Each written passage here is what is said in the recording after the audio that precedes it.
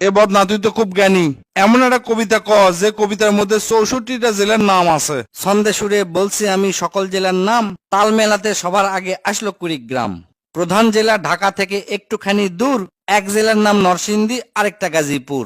জয়পুরহাট ও লালমনিরহাট দুইটা জেলার নাম, রাজশাহীর নাম উজ্জ্বল করছে মিষ্টি স্বাদের আম। পাহাড় ঘেরা বান্দরবন ও সিলেট খাগড়াছড়ি, ময়মনসিংহের কিশোরগঞ্জে এই লেখকের বাড়ি। নেত্রকোনা সুনামগঞ্জে আছে ধানের মাঠ, সুন্দরবনের কাছে আছে খুলনা বাগের হাট। ভোলা এবং বরিশালে আছে অনেক নদী, পাবনায় আছে পাগলা গারদ, বগুড়ায় আছে দধি। পাশাপাশি দুইটা জেলা টাঙ্গাইল জামালপুর, আরো দুইটা জেলা হলো কুষ্টিয়া যশোর। মনের মতো একটা জেলার নাম তার মাগুরা, দন্তান্নতে নারায়ণগঞ্জ, নাটোর ও নওগাঁ। দন্তান্নতে আরো 4টি জেলা বলতে আমি পারি, নবাবগঞ্জ ও নোয়াখালী, নড়াইল, নীলফামারী। গঞ্জদিয়া মানিকগঞ্জ হয় আরো মুন্সীগঞ্জ, গোপালগঞ্জ হয়, হবিগঞ্জ হয় আরো সিরাজগঞ্জ। চাপাই নবাবগঞ্জ কিন্তু গঞ্জ দিয়া ভাই, এদের ছাড়া বাংলাদেশে আর কোনো গঞ্জ নাই। রংপুর আর রাঙ্গামাটির নামটা রঙে রাঙা, নামের জন্য আরো সুন্দর চাঁদপুর চুয়াডাঙ্গা।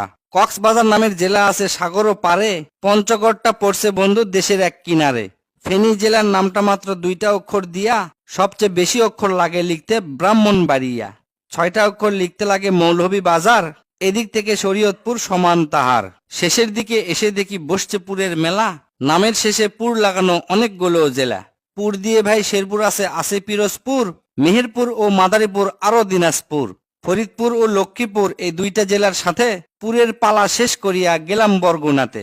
আসার পথে কুমিল্লা ও ঝালকাঠি সহ ঘুরে এলাম রাজবাড়ী, তার সঙ্গে ঝিনাইদহ।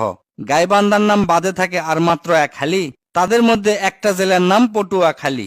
এখন শুধু বাকি আছে 3টা জেলার নাম, এদের মধ্যে একটা জায়গা হইল চট্টগ্রাম। সাতক্ষীরায় আর ঠাকুরগাঁয়ে হইল এই কবিতার শেষ। এদের নিয়েই গড়া আমার সোনার বাংলাদেশ।